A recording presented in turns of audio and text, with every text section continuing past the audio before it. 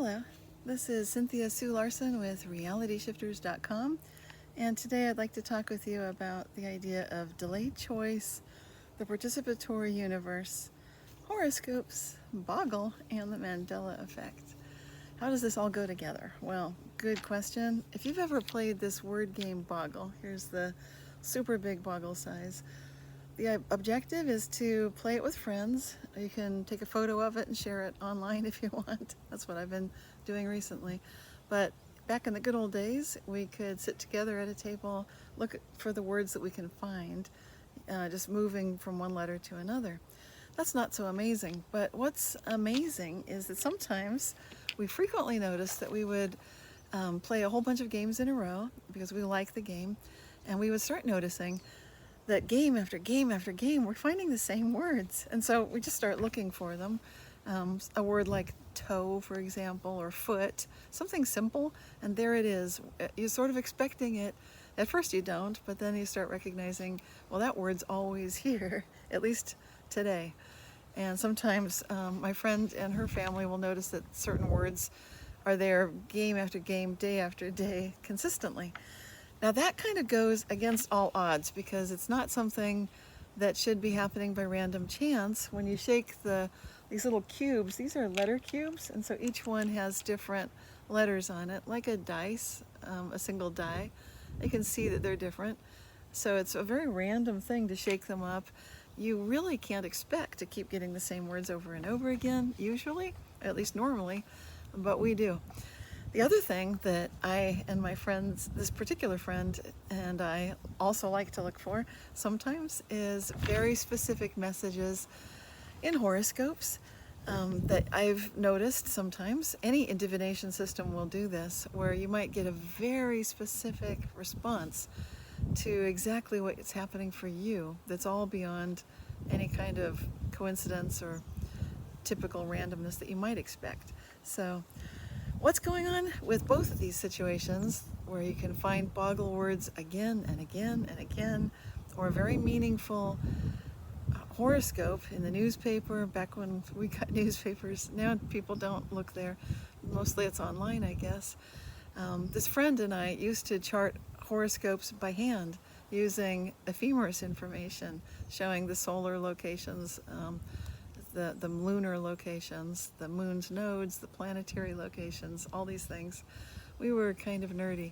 But what we started noticing, at least I noticed it a lot, is that when I would read a particular horoscope on a given day, quite often it was extremely specific to my exact circumstance. Because I was expecting it, perhaps, because it was okay and I was open-minded for this to happen.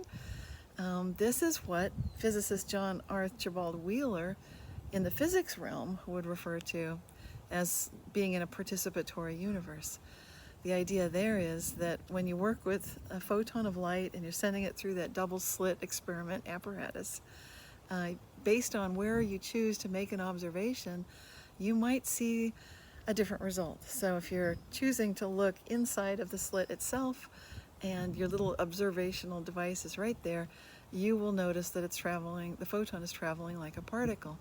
If you don't look inside the slit to see which one it went through, then it usually shows up like a waveform with those bands of light showing the diffraction pattern that you expect when there's interference patterns between constructive and destructive interference waves, like ripples on a pond.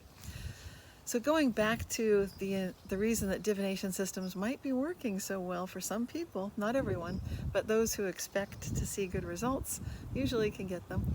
And I know I often do. So when I look for results and I see, here's something amazing, it's my horoscope for the day, it completely matches what's going on, gives me some good advice, as if from a best friend or a future self. Well, that's not surprising to me because I'm open to that. And I think the more open you are to receiving information, always consider the source, look closely. But I think you can be surprised, like I have been, that sometimes not only is it very participatory information, but it can feel like it's coming from the future.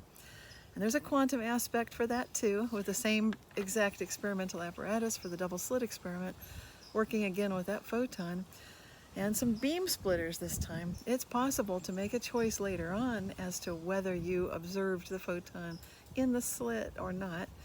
And believe it or not, that later observation absolutely influences the earlier event. So based on what you choose to do later, you will get a different response as to what actually happened. So that means it's a lot like the future affecting the present and the present affecting the past. When we look at alternate histories, what does this sound like? Sounds a lot to me like the Mandela Effect. And indeed it is. And I plan to be talking a lot more about this subject at this year's International Mandela Effect Conference, the 2020 conference. It will be live streaming free online out of Connecticut, and everybody's free to join in. You can register for it, therefore participate with the questions and answers and the panel discussions, or you can just observe through YouTube on the International Mandela Effect Conference channel. So until next time, you know I love to keep asking my favorite question, how good can it get? And now think about how that might be participating with everything, including your future self. So until next time, this is Cynthia Sue Larson with realityshifters.com. Again, reminding us all to ask, how good can it get? Thanks.